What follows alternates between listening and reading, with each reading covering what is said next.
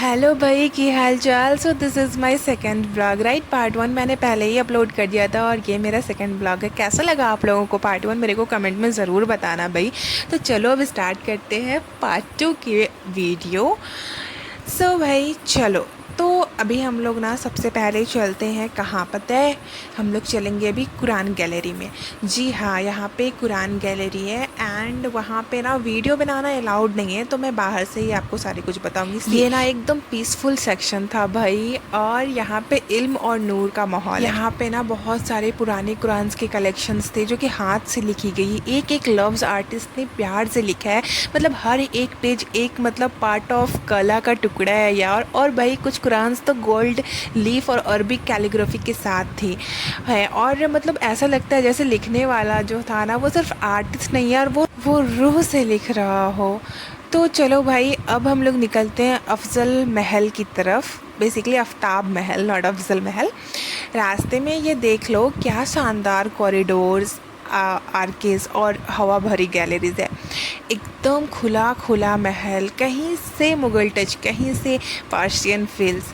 सोचो भाई, ये रास्ते से निज़ाम लोग गुजरते थे फुल रॉयल एटीट्यूड में भाई। यहाँ पर इतनी अच्छी ठंडी ठंडी हवाएं चल रही थी यार। कुछ लोग तो मस्त आराम कर रहे थे, कुछ लोग मस्त अपने पिक्चर्स ले रहे थे, कुछ वीडियोस बना रहे थे, मतलब कुछ ना कुछ लोग कर ही रहे थे।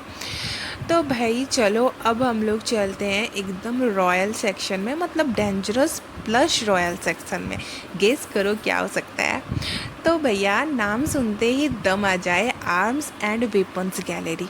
तो चलो भाई, अब हम लोग चलते हैं इसके अंदर। और ना ये वही जगह है जहाँ पे निज़ाम के पर्सनल जो है ये सी हथियार, तलवारें, बंदूकें और सिल्ड सब कुछ मतलब संभाल के रखा गया है। ये सिर्फ तलवार नहीं, एक ज़माने का पावर सिंबल है।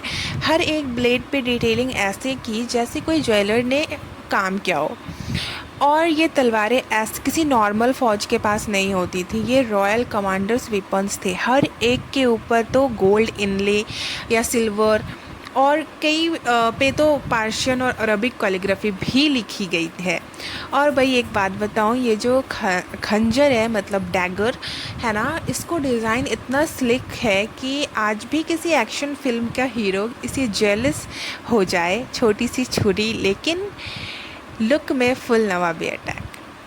तो ये देख, पुरानी बंदूक भी लगी है यहाँ, एकदम 1880 वाली यार। मतलब ऐसी राइफल्स उन दिनों की होती थी नहीं, जो बैटलफील्ड में एक शॉट में काम ख़त्म कर देती थी। ये बंदूक चलाना कोई आसान काम नहीं था भाई। एक शॉट के बाद रिलोड करना में 1 मिनट लगता था। और भाई सिल्ड्स देख रहे हो, मतलब ढालों पे भी आर्ट वर्क है। तो टाइगर का डिज़ाइन कोई सन रेज का पैटर्न में, मतलब लड़ाई में भी स्टाइल नहीं छोड़ा उन्होंने भाई। मतलब समझ रहे हो क्या लोग थे, मतलब क्या ही बताऊँ। मतलब यार कितना मस्त लग रहा है।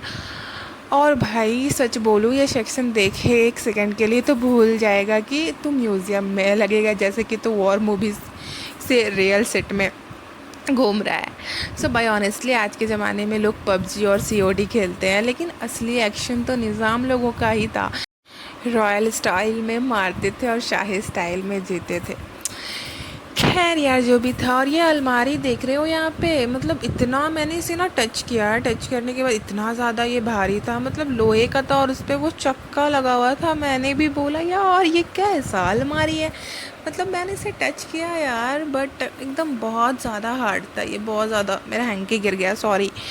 तो सी यहाँ पे ये सारे वेपन्स रखे हुए थे। तो भाई चलो, अब हम लोग चलते हैं आगे दूसरी महल की तरफ, क्योंकि यहाँ पे बहुत सारे महल हैं। तो चलो भाई, तो सी अब हम लोग तहनीत महल, अफजल महल, महताब महल, इस तरफ हम लोग बढ़ते हैं। तो भाई चलो, अब थोड़ी बात कर लेते हैं ये ग्राउंड के बारे में। मतलब क्या सीन ही दिख रहा है ना भाई, कितना प्यारा सीन है। मतलब सोच रहे हो ये जो रास्ते में अभी हम लोग चल रहे हैं, इस रास्ते में किसकी जवानी पे यार निज़ाम लोग, मेहमान, उनके मेहमान फ़ौज, ये सब चला करते थे, ये सब यहाँ से गुजरा करते थे। और भाई पता है अफजल महल और मेहताब महल के बीच का रास्ता थोड़ा लंबा है, मतलब एक साइड पे ये ग्रीन गार्डन, दूसरी साइड पे महल की वॉल, और बीच में वो क्लासी चौमाला फ्लोर। सो जो सिंपल लगता है पर एक चार्म है उसमें यार। अगर जब तू बग्गी खाना के रास्ते से जाते हैं ना तो ग्राउंड और भी वाइड हो जाता है, मतलब लगता है जैसे किसी शाही पैरेड के लिए बना हो। बस चलते जाओ, देखते जाओ।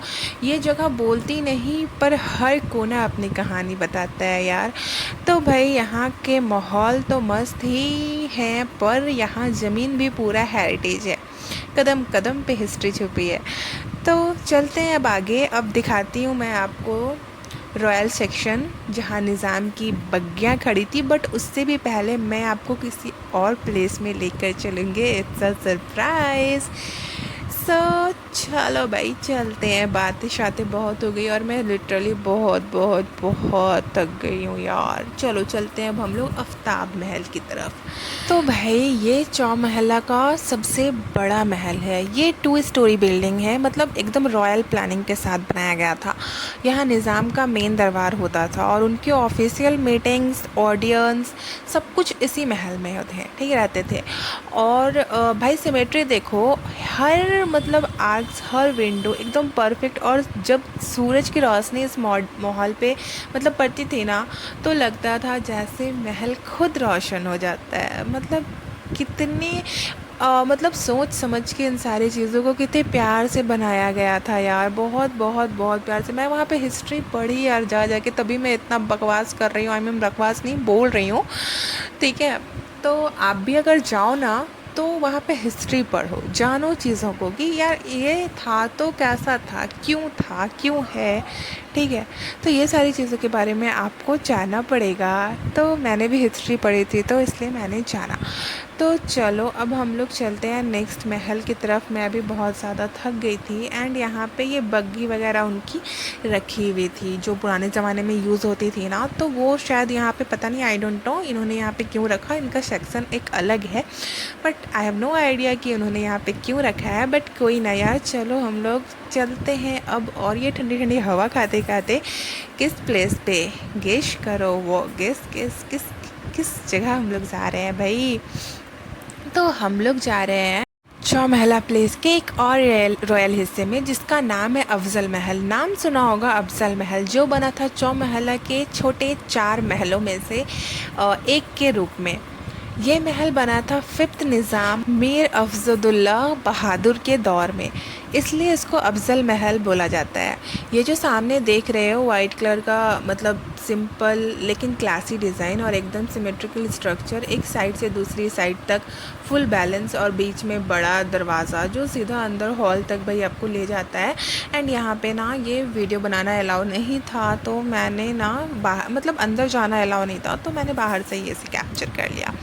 और भाई यहाँ का जो व्यू था, मतलब देख रहे हो कितना प्यारा व्यू है। मतलब लोग यहाँ पे कुछ वीडियोस बना रहे थे, कुछ फ़ोटोज़ ले रहे थे, लोग घूमने आ रहे थे, ठीक है। और देखो कितना प्यारा, ये मेरे को बहुत प्यारा लगा। लेकिन अगर कोई मेरे साथ रहता ना तो मैं यहाँ पे बहुत सारी पिक क्लिक कराती, लेकिन अफसोस मैं अकेले ही गई थी, तो इस वजह से मैं पिक वगैरह नहीं क्लिक करा सकी। लेकिन इंशाल्लाह अगर मैं नेक्स्ट टाइम गई ना तो मैं ज़रूर से यहाँ पे पिक क्लिक कराऊँगी, क्योंकि ये मुझे बहुत प्यारा लगा। तो भाई चलो अब हम लोग चलते हैं बग्गी खाना की तरफ।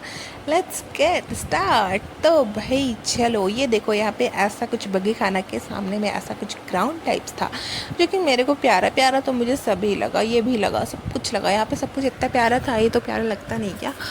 तो चलो अब हम लोग चलते हैं बग्गी खाने की तरफ। तो भाई इनमें से कुछ गाड़ियाँ तो अर्ली 90s में इंपोर्ट की गई थी यूरोप से। जब दुनिया में लोग साइकिल पे थे तब निज़ाम लोग रोल्स रॉयस में घूम रहे थे। और एक गाड़ी ऐसी भी है जिसमें लिखा है यूज्ड बाय 6th निज़ाम, मतलब it's not just a vehicle, ये हिस्ट्री का हिस्सा है। एंड आज भी यहाँ का स्टाफ इन गाड़ियों को क्लीन रखता है, ताकि लोग देख के समझें कि हैदराबाद की रॉयल लाइफ का स्टैंडर्ड क्या था। तो भाई लोग बग्गी खाना देख कि मतलब समझ आता है कि क्या ही यार उनका मतलब रॉयल लोगों के पास सिर्फ ताज और तख्त नहीं, स्टाइल भी लेवल पे होता था। यहाँ की हर एक गाड़ी की कहानी है। अगर तू चौमहला आए और ये सेक्शन मिस कर दिया तो समझ जा यार ट्रिप अधूरा रह गया। तो चलो अब चलते हैं हम लोग थोड़ा गार्डन के साइड, और वहाँ से महल का आउटर व्यू और भी ज़बरदस्त लगता है ना। तो चल भाई हम लोग चलते हैं बाहर, एंड उसके बाद मैं यहीं पे अपने ब्लॉग को करूँगी एंड। और फिर आप लोगों को ये ब्लॉग कैसा लगा मेरे को कमेंट में ज़रूर बताना, अपना व्यू पॉइंट ऑफ व्यू ज़रूर रखना यार। और फिर मेरे को ये भी अब बताओ कमेंट में कि मैं नेक्स्ट टॉपिक पे किस जगह का ब्लॉग बनाऊँ, किस जगह के ब्लॉग आप लोग देखना पसंद करोगे। तो मैं इंशाल्लाह उस जगह जाकर ब्लॉग ज़रूर शूट करूँगी। तो आप मेरे को कमेंट में बता देना। तो भाई चलो अब हम लोग मिलते हैं नेक्स्ट ब्लॉग पे। तो भाई आज का सफ़र बस यहीं तक था। चौमहला प्लेस के हर कोने की एक कहानी थी, एक वाइब थी और एक शाही तहज़ीब थी जो दिल छू जाती है। ये कोई नॉर्मल टूरिस्ट स्पॉट नहीं है, ये एक जीता जागता इतिहास है जिसमें तो हैदराबाद के निज़ामों की असली ज़िंदगी, उनका लाइफ स्टाइल, उनके स्टाइल और उनकी सिंप्लिसिटी दोनों ही महसूस करता है। तो बस भाई यही था आज का ब्लॉग। अगर पसंद आया तो लाइक मार, कमेंट डाल के बता यार, और शेयर कर सबको ताकि और लोग भी ये नवाबी सफ़र का मज़ा ले सकें। तो चलो हम लोग अगले ब्लॉग में मिलते हैं एक नई जगह के साथ, एक नई कहानी के साथ। बता देना मेरे को कमेंट में किस जगह की चाहिए। तब तक के लिए अल्लाह हाफ़िज़, खुदा हाफ़िज़, और हैदराबाद का प्यार सलामत रहे। बाय बाय दोस्तों, बाय बाय।